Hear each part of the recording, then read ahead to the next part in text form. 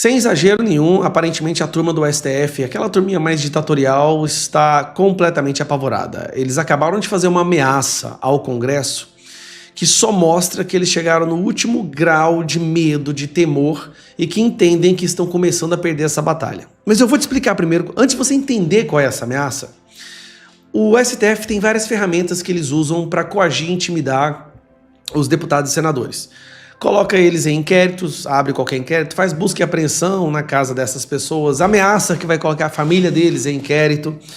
E, de certa forma, os deputados e senadores são afetados por essas ações, mas ainda mantém um certo diálogo com o STF. É impressionante, é uma coisa que eu nunca vi. O cara pode fazer uma busca e apreensão na casa da sua mãe, mas o deputado ainda senta lá e conversa com os ministros do STF e numa boa. Mas tem uma coisa que a Suprema Corte não pode mexer. É pior do que prender o pai, a mãe, pior do que prender o próprio deputado. É ameaçar as tais emendas impositivas. Você sabe o que é isso? É o dinheiro, seu dinheiro, que é arrancado de você pelos impostos, que o governo, que o Estado, o Congresso, entrega para o deputado usar esse dinheiro para poder comprar voto, comprar prefeito, vereador, roubar, fazer base eleitoral, fazer campanha. Essas são as emendas impositivas. Sem isso, o deputado morre. Olha o que o STF acabou de fazer. STF prepara contra-ataque caso o Congresso aprove a anistia. Um dos planos de ministros do STF para reagir a uma eventual aprovação da anistia seria votar o fim das chamadas emendas impositivas. Presta atenção nisso aqui, ó. Isso aqui é como se eles estivessem ameaçando jogar uma bomba atômica no Congresso. Quando se ameaça, quando se usa as emendas impositivas como forma de coação, aí o STF chegou no seu mais alto grau de desespero. Olha, o Congresso aceita busca e apreensão, aceita prisão de deputado e senador, derrubada de rede social, busca e apreensão e prisão de familiares, mas mexer no dinheiro desse pessoal, aí, meu amigo, você mexeu com a caixa de marimbondo. E é isso que o STF acabou de fazer. Com a adesão do Centrão ao tema, ministros do STF já preparam um contra-ataque a uma eventual aprovação pelo Congresso da anistia aos condenados do 8 de janeiro. Um dos planos do Supremo, segundo apurou a coluna, seria votar o fim das emendas parlamentares impositivas, aquelas que o governo é obrigado a pagar aos parlamentares. Atualmente, a Corte já analisa o assunto em diversas ações relatadas pelo ministro Flávio Dino. As ações questionam a falta de transparência na liberação de emendas impositivas. Eu sou da opinião, eu sou o único deputado do Brasil que não usa emenda, tá? Eu teria direito a usar, acho que 50, 60 milhões por ano. Eu não uso, eu deixo ficar lá porque eu não acho que é responsabilidade nossa, não acho que é prerrogativa de um deputado mexer com dinheiro público. Mas todos os outros usam, e uma grande maioria ali do centro, principalmente, eles precisam da emenda. É a cultura ali dentro. É a existência deles. Muitos deputados viram deputados para ter emenda. É a principal fonte de corrupção, tá? Eu sou contra, mas eu não condeno quem usa, não. O que acontece? O STF está agora ameaçando a razão existencial dessas pessoas. Para eles estarem fazendo isso, eles estão comprando uma briga muito séria. Até hoje, nós nunca vimos o Congresso reagir. Pode ser que agora seja a primeira vez que se esboce uma reação. O Senado, por exemplo, com a Alcolumbre, que é, querendo ou não, capacho desse pessoal, olha a vergonha que a Alcolumbre está passando. Ministros do STF negociam com a Alcolumbre penas menores a réus do 8 de janeiro em troca de enterro da anistia. Olha só, o desespero do STF. Primeiro, tem duas coisas absurdas acontecendo aqui. Uma, o STF está desesperado de tal forma que eles estão contemplando a possibilidade de, primeiro, ameaçando acabar com as emendas, mas também já estão negociando, como se o STF devesse negociar alguma coisa com o Congresso. Com o Alcolumbre, olha que vergonha, o presidente do Congresso e do Senado, Alcolumbre, tem que sentar e negociar com o STF pautas votadas pelos representantes eleitos.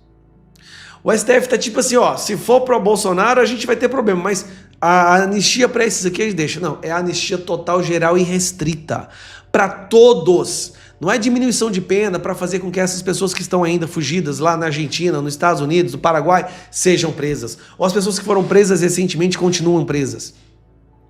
Não é anistia para destruir a vida dessas pessoas com multas absurdas, ter que usar a tornozeleira pro resto da vida e não conseguir emprego. Isso não é anistia. A anistia é o fato total, geral e restrita, completa. E é só essa anistia que a gente vai aceitar. Qual é o plano? Se a gente consegue aprovar a anistia total, geral e restrita, com a maioria na Câmara, e aí a gente, obviamente, com a movimentação popular, se a gente consegue aprovar ela no Senado, o STF vai ficar numa situação muito ruim. Muito ruim. Porque nós estamos chegando no momento, nós temos a maioria do impeachment, de senadores já pedindo pelo impeachment. Nós temos, no ano de 2027, nós teremos maioria no Senado e tem as Magnitsky que estão vindo por aí, né? Tem várias das Magnitsky que estão vindo por aí.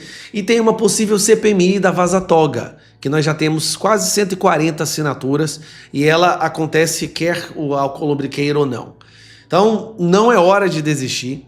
Para o STF ter feito isso aqui, eles estão no último grau de desespero, porque eles acabaram de fazer uma ameaça à razão existencial de deputados e senadores. Então eu estou muito empolgado, porque é a primeira vez que a gente está vendo assim um recuo, né, uma ação pelo medo. Fez um discurso político de narrativa, poderia estar, que é a repetição do que ele faz durante muito tempo, a gente comentou isso aqui no programa, durante 5 horas. O ministro Fux realmente foi na letra da lei, foi nas condutas.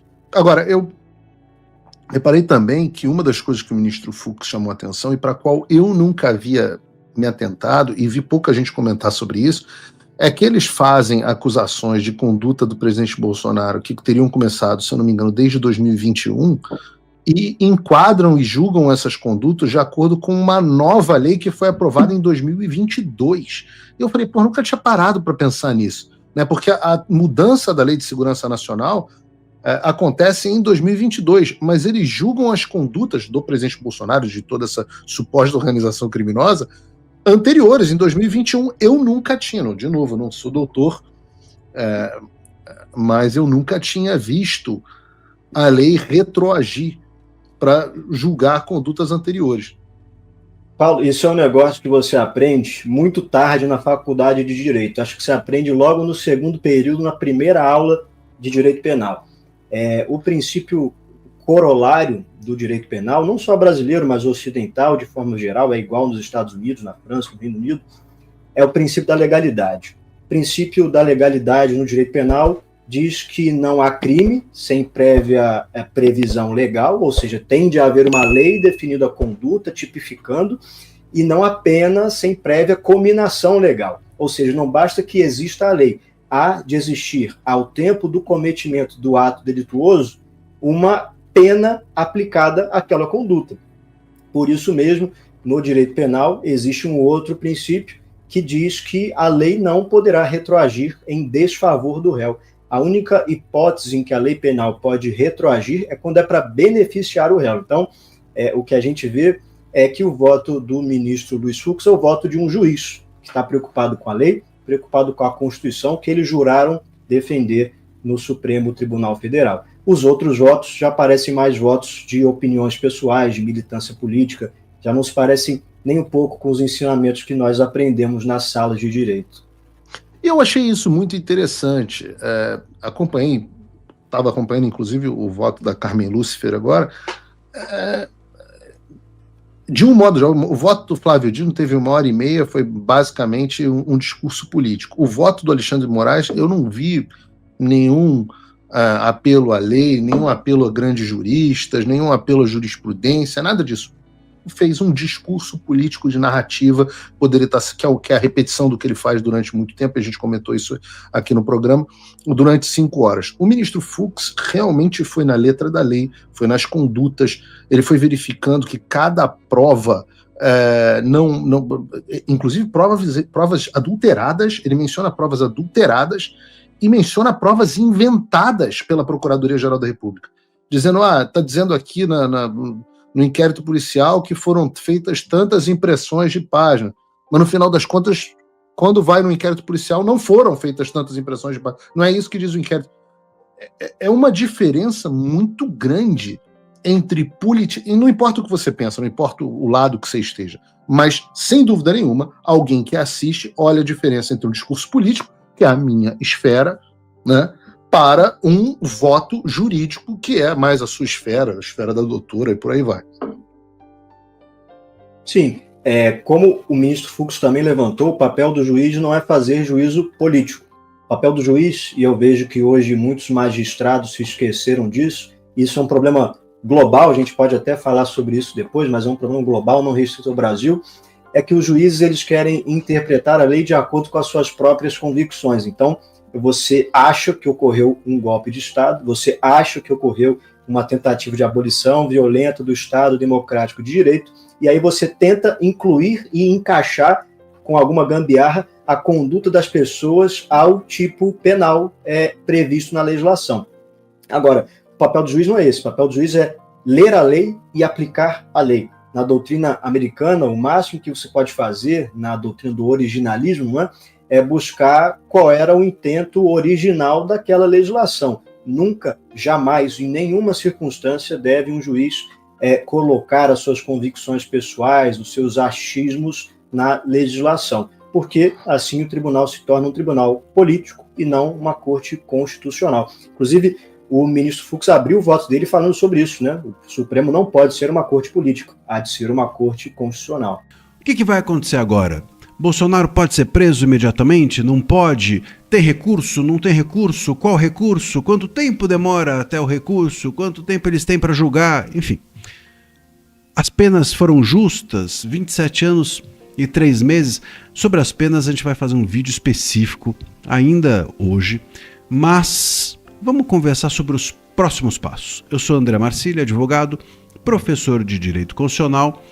Já se inscreve aqui no canal, curta, compartilha, ativa o sininho para você receber avisos sobre todos os vídeos e compartilha com amigos para que a gente vá crescendo ainda mais aqui a nossa comunidade de esclarecimento, né? A gente precisa esclarecer os fatos para as pessoas terem repertório e argumento para não serem iludidas por aí, por boa parte da mídia que, enfim, faz nenhuma questão de que você fique sabendo o que é o certo e o que é errado, né? Quem sabe o certo não repete o errado. Muito bem, vamos lá. Quais são os próximos passos? Eles vão publicar o acórdão, né? Tem um acórdão, eles chegaram a um acordão, é isso? O acórdão é nesse sentido, a um acordão sobre se condenam ou não. Quais são as penas? Mas teve um divergente. Não importa, a maioria venceu, a maioria prevalece. Se a maioria condenou, a maioria condenou. Acabou. O divergente é em outro momento. É no recurso que a gente vai falar disso. Mas nesse momento, se foi 4-1, os 4 que votaram pela condenação prevalecem. E aí é que tá. Condenaram a 27 anos e 3 meses o Bolsonaro. A condenação está feita. Ele está condenado pela primeira turma. Vem disso um acórdão, ou seja, um texto, um voto, que é um resumão de tudo o que todos eles pensaram. Isso vai ser publicado. Uma vez publicado, abre-se prazo para o que a gente chama de embargos de declaração, que é quando as partes, as defesas, podem pedir ao juiz, ao mesmo juiz, ao relator, que esclareça os fatos que estão no texto do voto, no texto do acórdão, se está confuso, se tem dúvida, se tem lacuna. Ele vai lá, esclarece e depois disso abre-se novamente outro prazo, e aí é o prazo para os embargos infringentes, que muita gente tem falado, e muita gente tem falado besteira sobre embargos infringentes. E os embargos infringentes, muita gente tem dito assim, não, mas só é possível se tiver duas divergências. Só é possível se 2 juízes discordarem. Não é por aí. Veja só, embora tenha julgados do STF nesse sentido, dizendo que 2 divergências é que precisam existir para os embargos infringentes serem cabíveis, isso não é significativo. O que importa não é que tem 2 ou 3 ou 4 divergências, mas sim que as divergências sejam consistentes. É isso que fala a lei. Mas tem um julgado, não importa o julgado. É isso que fala a lei. A gente ou vai pela lei ou não tem mais regra nenhuma. Ou a gente fica aqui, então, viajando. Vamos pela lei. E a lei diz que a divergência tem que ser consistente. Veja só, se você tem 3 divergências completamente supérfluas, elas valem? Não, elas não valem. Mas se tem uma divergência profunda, essa divergência vale. E a divergência do Fux foi profunda. E ela vale. Ela foi super profunda. O voto do Fux, a gente já conversou aqui, tem vídeo sobre isso, é super profundo. né, super técnico, inclusive. Ele fala, inclusive, da incompetência do STF para julgar o caso. Ué, se o Bolsonaro foi julgado, diz o Fux, como ex-presidente, devia estar na primeira instância, ele não tem foro privilegiado. Se ele foi julgado pelos atos dele como presidente, bom, então ele teria que ser julgado pelo plenário e não pela primeira turma, com os 11 e não com os 5. Então, o Fux abre essa divergência e essa divergência é profunda, porque se o STF é incompetente para julgar o caso deveria ser anulado, todo o caso, de todos os réus, inclusive dos do dia 8. Também temos vídeo aqui no canal falando sobre o impacto disso nos réus do dia 8, dá uma procurada e você vai encontrar. Então, assim, muito bem. Cabem embargos infringentes se a divergência for profunda. É profunda? É. Então, cabe embargos infringentes e ponto final. Vamos ver. Ah, mas pode ser que... pode ser tudo. Ah, mas tem... Tudo pode, mas cabe. Bom, muito bem. Quem vai ser o relator? É outra coisa que tem gente confundindo as pontas com isso. O relator é o próprio Moraes? Não, o relator não é o próprio Moraes. Os embargos infringentes, quem é o relator isso está no texto expresso da lei. O relator vai ser sorteado na outra turma. Uma turma julgou, o relator de outra turma é que é sorteado para ser o relator do recurso. E esse relator é que vai decidir se sobe ou se não sobe para o plenário, para os 11 avaliarem. Ah, mas e se ele entender que não deve subir? Acabou? Não, ainda cabe recurso do não segmento do recurso. Cabe recurso para eles dizerem, olha, o novo relator aqui, o relator do recurso não está deixando subir. Então eu faço um recurso para pedir que suba. Também cabe isso. Subindo, eles vão reavaliar o caso. Quando que isso vai acontecer? Bom, a gente não sabe. Isso pode acontecer eu tenho aqui, se tudo for super corrido, 3 meses. Se não for corrido, 20 anos. Não tem nenhuma regra para isso e depende só do ministro ou dos ministros fazerem ou não fazerem isso subir agora ou não.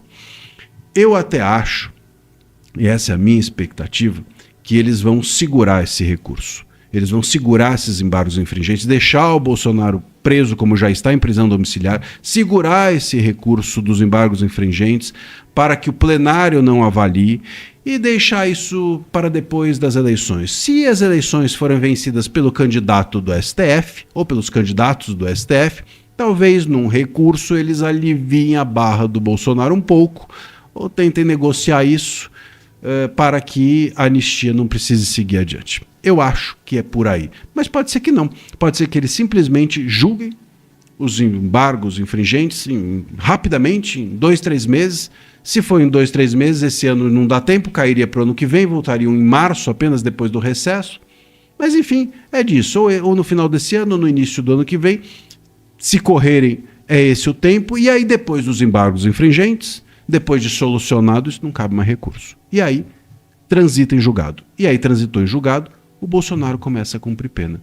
E a pena que ele cumpriu aqui, em prisão domiciliar, é descontada. O tempo que ele já está preso é descontado do cumprimento de pena lá na frente. E aí, nesse cumprimento de pena, é que vem a discussão. Ele vai para Papuda, não vai para Papuda? Repito a vocês, ele não tem direito a uma cela especial, mas por tradição entregam. E já entregaram a ex-presidente celas especiais. Vamos ver o que o STF vai fazer com isso. A decisão é do STF. Ele pode cumprir em justiça militar, pode cumprir no quartel.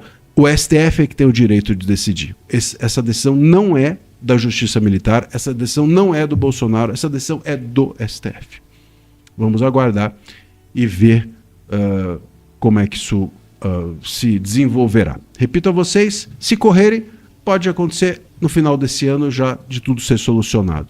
Ou no início do ano que vem. Se não correrem, eles podem deixar em banho-maria o Bolsonaro preso aqui para tudo ficar meio como está até as eleições. E depois das eleições, se eles conseguirem derrotar o bolsonarismo, como eles querem, talvez eles consigam aliviar um pouco a barra do Bolsonaro. Essa me parece ser a previsão que eu tenho em mente. Aguardemos. Não temos muito o que fazer a não ser aguardar. É isso, um abraço. Pois é, né? Você vê que absurdo, né? Essas coisas parece que só acontecem aqui mesmo no Brasil, né? O STF prepara um contra-ataque contra o Congresso Nacional, contra os parlamentares que foram eleitos democraticamente pelo povo, se caso o Hugo Mota colocar para votar a anistia aos presos políticos do 8 de janeiro e que vai englobar também o Jair Bolsonaro.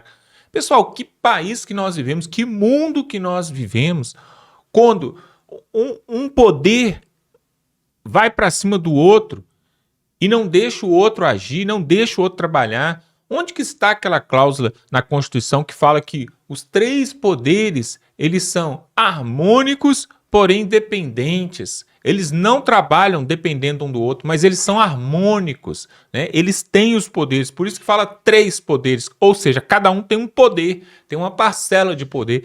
E agora nós vemos essa chantagem, hein? É por isso que está passando ali na Câmara dos Deputados, no Congresso, né, a tal da PEC da blindagem. Por quê? Lógico, quando os parlamentares têm o STF como aquele que vai castigar ali, né, aquele que vai bater, que vai fazer e acontecer, se caso tiver algum crime do parlamentar, é lógico que eles não vão votar contra matérias que interessem ali o STF. Então, pessoal, já estava mais do que na hora. Tem umas coisas que eu fico pensando, por que ainda existe no Brasil o foro privilegiado com julgamento somente no STF para parlamentar? Isso não poderia acontecer nunca, pessoal. Nunca, nunca, nunca. Por quê? É por isso que o Brasil fica todo amarrado.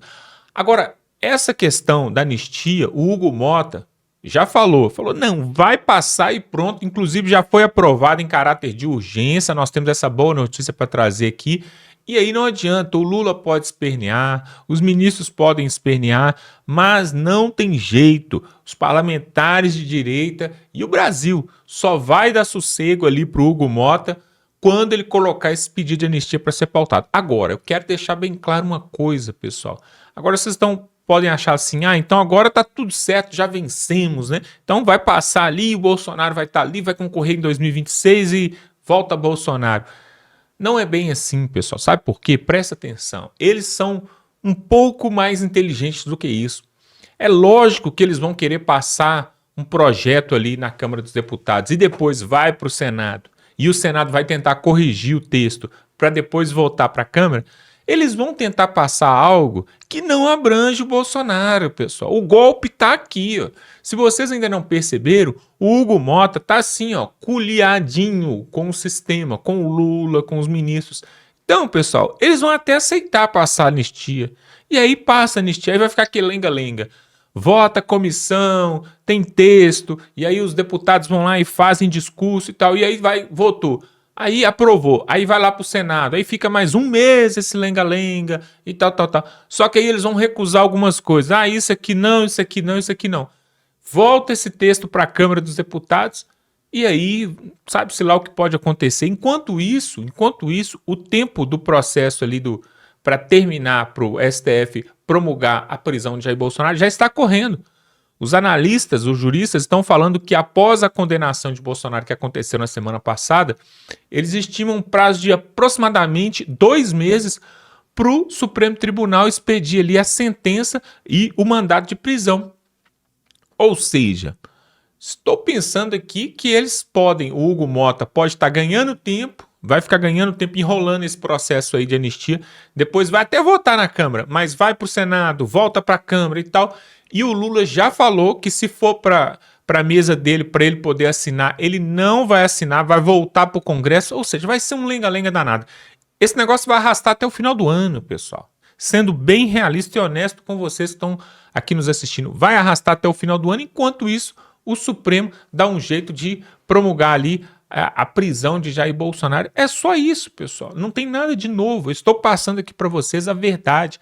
E é por isso que nós precisamos, pessoal, nós precisamos, de toda forma, fazer pressão nos deputados a qual você votou. Uma das formas de fazer pressão, por exemplo, é você se inscrevendo aqui nesse canal, pegando o link desse vídeo, mandando no grupo do WhatsApp, no grupo da família.